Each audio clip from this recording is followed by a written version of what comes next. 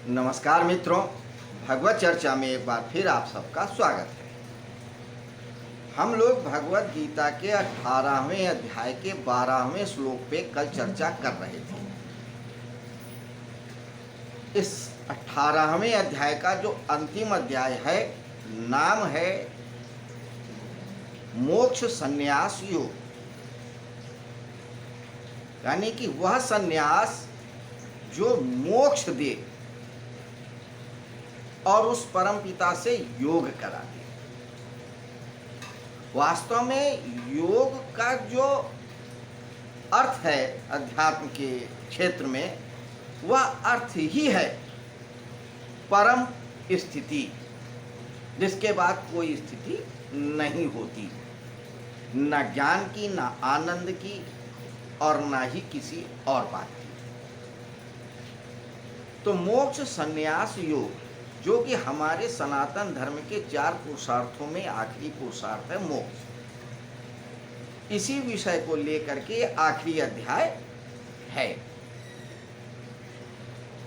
अब इस अध्याय में भगवान श्री कृष्ण से अर्जुन ने पूछा था कि त्याग और संन्यास में क्या अंतर है, जिसे भगवान श्री कृष्ण बता रहे हैं।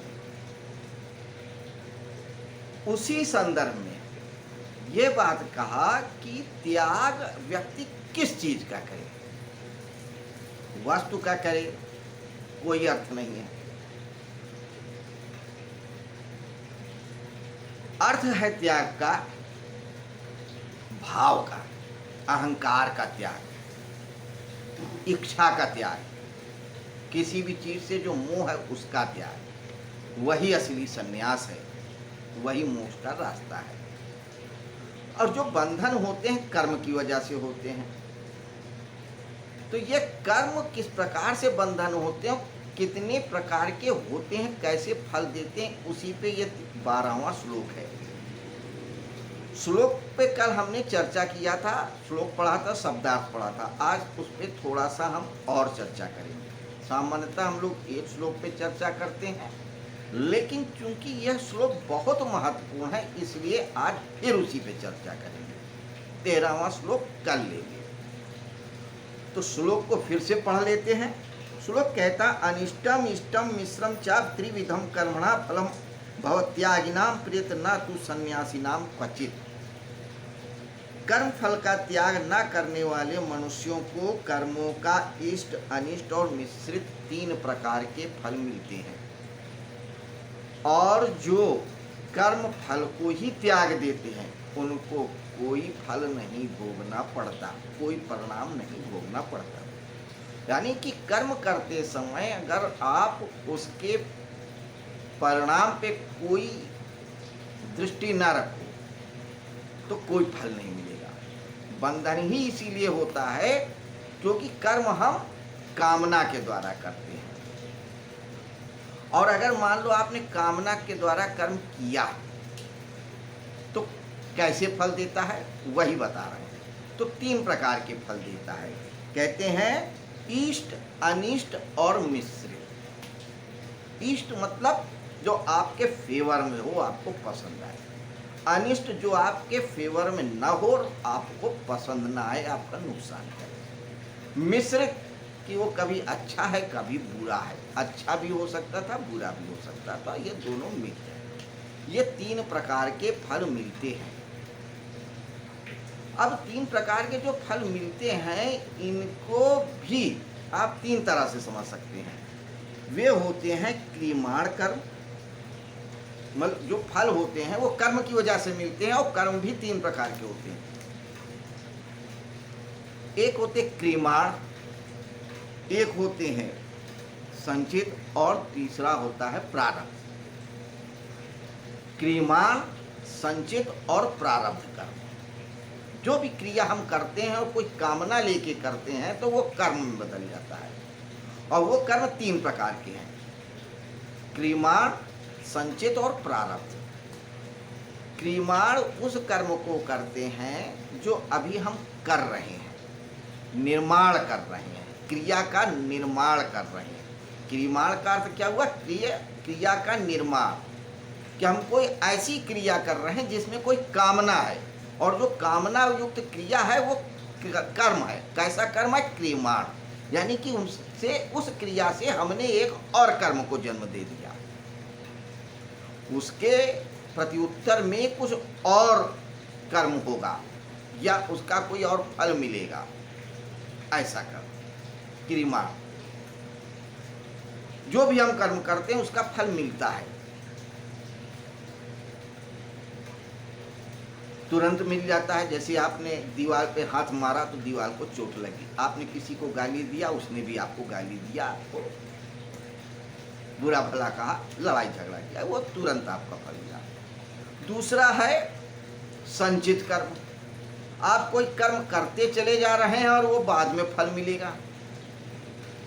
अभी आप पढ़ाई कर रहे हैं, 3 साल पढ़ाई कर रहे हैं, खूब जम के पढ़ाई कर रहे हैं, 3 साल बाद पता चला आप डॉक्टर हो गए, वकील हो गए, इंजीनियर हो गए। तो पढ़ाई अभी कर रहे हैं 3 साल, लेकिन इंजीनियर आप बाद में बनेंगे, 3 साल बाद, डॉक्टर 3 साल बाद बनेंगे। तो जो कर्म अभी कर रहे हैं वो संचित हो रहे हैं, यानी कि जुड़ रहे हैं आपके खाते में।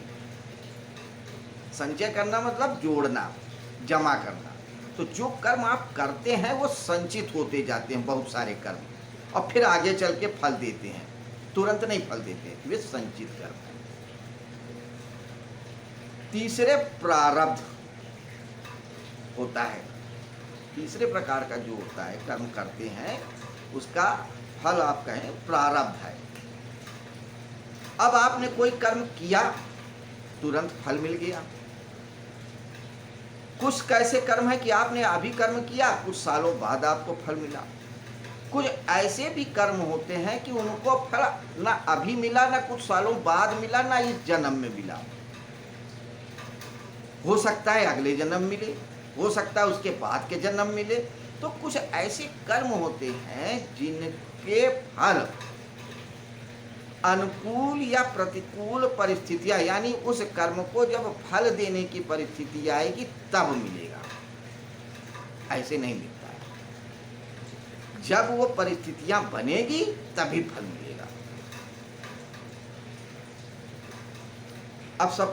अब एक सामान्य सा एक हल्का फुल्का उदाहरण ले लें।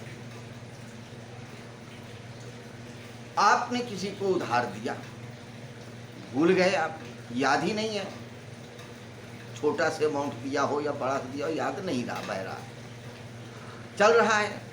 लेकिन क्या हुआ, किसी दिन उसकी बात चली या वो मिला, आपने याद किया, अरे इसको तो मैंने उधार दिया था, और आपने मांगना शुरू किया, अरे यार तुमने पैसा लिया था, दिया नहीं। तो याद इसलिए नहीं था कि वो सामने नहीं था, चला गया था, परदेश चला गया था, भूल गए थे, कामकाज में स्थितियां नहीं बन रही, लेकिन कोई प्रसंग ऐसा आया कि याद आ गया। ऐसे ही कर्मों के साथ भी होता है। आपने कोई कर्म किया, उसका रिजल्ट नहीं मिल रहा है, जब उसको कभी स्थिति मिलेगी अनुकूल कि उसका वो फल दे, तब वो फल देगा, उसे कहते प्रारब्ध। अक्सर आप लोगों ने बहुत लोगों से सुना होगा कहते हुए कि मैंने तो किसी के साथ गलत नहीं किया, फिर मेरे साथ गलत क्यों हो रहा है।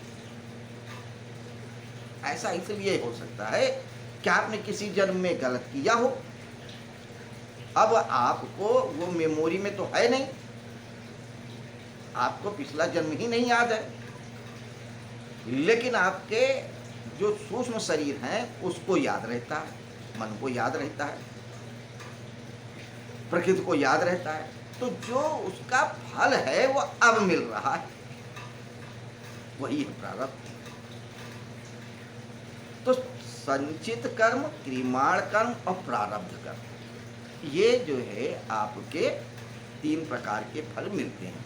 अब आप एक बात और समझिए, जो क्रियमाण कर्म होता है इसमें 2 हिस्से हो जाते हैं। एक तो हो जाता है फल का अंश और एक होता है संस्कार अंश। आपने कोई कार्य किया, उसका आपको रिजल्ट मिल गया, लेकिन फिर वो संस्कार बन जाता है, एक आपके मन में इम्प्रिंट बन जाता है। फिर क्या होता है, आप दोबारा उसी कर्म को फिर करते हो, रिजल्ट मिला, लेकिन उसका एक संस्कार, एक चिन्ह बना रहा कि नहीं यार इस काम को फिर किया जाए, वही संस्कार है। आज आपने नशा कर लिया, शराब पी लिया, फल मिल गया, 4 लोगों की गालियां मिल गई, तबीयत खराब हो गई, कुछ देर तो थोड़ा सा आनंद आया, लगा झूम रहे हैं, जाम रहे हैं, लेकिन अब क्या हुआ कि इस पीने का एक संस्कार बन गया। फल तो आपको मिल गया, लेकिन उसका एक संस्कार बन गया। फिर आपको दोस्तों की महफिल मिली, शराब मिली, फिर मिल गया, तो फिर आप पीने की इच्छा हो जाएगी। अरे यार, उस दिन किए तो थोड़ी देर तो बड़ा मजा आया था। तो ये संस्कार हो गया।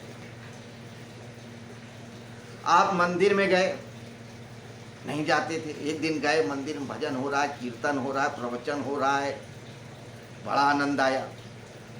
आपको उस समय आनंद आया, आप तनाव में थे, आप खुश हो गए, लेकिन उसका एक संस्कार बन गया मन में। अरे यार, मंदिर अगर जाएं तो बहुत आनंद आएगा। अब आप रोज मंदिर जाने लगे, तो ये संस्कार बन गया। और आप जा रहे हैं तो आपका बेटा भी जाएगा, उसका भी बेटा जाएगा, तो ये संस्कार बनते जाएगा। ये संस्कार है। तो यही क्रियामाण कर्म का 2 हिस्सा हो गया। एक तो फल अंश, एक तो वो हिस्सा जिससे आपको फल मिला, और एक वो हिस्सा जिससे आपका संस्कार बन गया आगे कर्म करने का। अब देखिए कर्म कैसे बांध रहा है, तुरंत फल दे दिया और आगे के लिए प्रेरित कर दिया। अब आप उसी चक्रव्यूह में फंस गए। अब देखिए, ये जो 2 हिस्से हुए, फल का अंश और संस्कार का, तो ये जो फल का अंश है इसके भी 2 हिस्से हो जाते हैं और संस्कार के भी 2 हिस्से हो जाते हैं। तो जो फल अंश होता है उसके 2 हिस्से हैं, एक होता है दृष्ट और एक होता है अदृष्ट।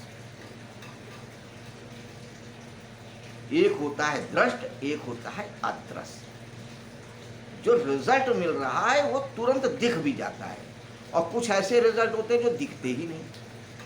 अब आप शराब पी के चले आए, कुछ लोगों ने तुरंत गाली दे दिया, बड़ा गलत काम किया, डांट खा गए, तबीयत खराब हो गई, तुरंत दृष्ट दिख रहा है कि कोई नाराज हो गया। हो सकता है कि कुछ रिजल्ट ना दिखें, कुछ लोग नहीं बोलेंगे, आपने पिया, आपकी मर्जी है, आपका पैसा है, आप बाजी में पिए, लेकिन आपके प्रति उनकी भावना बदल जाएगी कि अरे यार ये शराबी है, या अदृश्य है, दिख ही नहीं रहा है, उसके मन में है। मन कैसे आप देख पाओगे?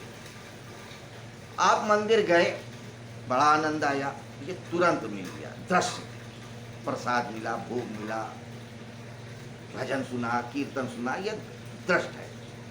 अब लोगों के मन में यह भाव हो गया है, यार बड़ा अच्छा आदमी है, यार पूजा पाठ करता है, ईश्वर का भजन करता है, मस्त रहता है, ये अदृश्य फल है। और उधर संस्कार के शुद्ध और अशुद्ध। अब जो आपका संस्कार बना कोई कर्म करने से, वो शुद्ध और अशुद्ध है। शुद्ध और अशुद्ध का तात्पर्य सिर्फ यहाँ इतना है कि जो संस्कार बना है वो अगर आपको अच्छे कार्य की तरफ प्रेरित कर दे तो शुद्ध है, और बुरे कार्य में आप लग जाएं तो अशुद्ध हो गया।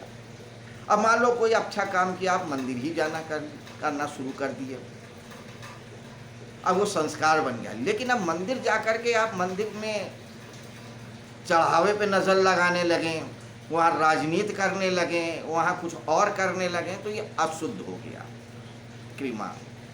लेकिन अगर वहाँ पे जा कर के ईश्वर के प्रति मगन हो गए, अपने अहंकार को भूल गए, ईश्वर ही ईश्वर करने लगे, वासुदेवा सर्वमन मानने लगे, ये शुद्ध हो गया। अब लेकिन फल अंश के जो दृष्ट और अदृश्य हिस्से हुए, उसके फिर 2 हिस्से हो जाते हैं। देखिए ये चेन बड़ी लंबी चलती जा रही है। तो अब दृष्ट के 2 होते हैं, एक का होता है तात्कालिक फल मिल जाना, एक कालांतर में, ये बता ही चुके हैं कि जो दृष्ट फल मिलता है वो हो सकता है तुरंत मिल जाए, हो सकता है कुछ देर बाद मिले। इसी तरीके से अदृष्ट है, उसका कुछ लौकिक फल मिलता है और अलौकिक फल, पारलौकिक फल। अब आपने अच्छे कर्म किए, दान दिया, तप किया, ज्ञान किया, यज्ञ किया, अब एक तो लौकिक फल ये मिला, आपका मान सम्मान बढ़ा, आपको सुकूनियत मिली। परलौकिक फल ये मिला कि आप मृत्यु के बाद हो सकता है ऊंचे लोक में चले जाएं, ये पारलौकिक फल हो गया। तो हमने इस तरह से देखा कि जो कर्म के 3 प्रकार होते हैं, क्रियामाण, संचित और प्रारब्ध। तो जो क्रियमाण है इसके बारे में पढ़ा कि क्रियमाण के दो हिस्से हैं, फल अंश और संस्कार अंश। फिर फल अंश के फिर दो हिस्से हो जाते हैं, दृष्ट अंश हिस्सा और अदृष्ट हिस्सा।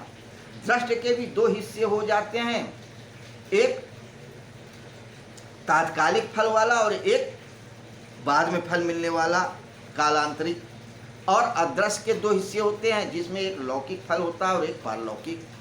और उधर की तरफ आप जब देख रहे हैं संस्कार वाले हिस्से में जो दो हिस्सा होता है, शुद्ध और अशुद्ध होता है। इस तरीके से एक ये चेन सी बनती है या नेटवर्किंग बनती है। और जब आदमी सकाम कर्म के नेटवर्किंग में फंस जाता है तो निकलना बड़ा मुश्किल होता है। इसीलिए भगवान श्री कृष्ण कह रहे थे कि उस चक्रव्यूह में ही मत फंसो, बाहर ही रहो, हमें कोई कामना करनी ही नहीं। कामना नहीं करोगे तो आपका बंधन भी नहीं होगा, यही कह रहे हैं 12वें श्लोक में। तो ये थी क्रियमाण शब्द पे छोटी सी चर्चा 12वें श्लोक पे। अब संचित और प्रारब्ध कर्म क्या होते हैं इस पे कल चर्चा करेंगे। चर्चा 2-3 दिन चलेगी, लंबी चलेगी, इसलिए चलेगी कि ये 12वां श्लोक बहुत महत्वपूर्ण है,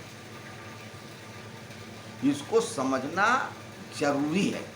अगर इस श्लोक को नहीं समझोगे तो अध्याय को नहीं समझोगे, अध्याय को नहीं समझोगे भगवत गीता को नहीं समझोगे, और जब भगवत गीता को समझोगे नहीं तो फिर कोई अर्थ नहीं। तो खैर मित्रों, हम लोग कल फिर 18वें अध्याय के 12वें श्लोक पे चर्चा करेंगे, संचित और प्रारब्ध कर्मों के बारे में बात करेंगे।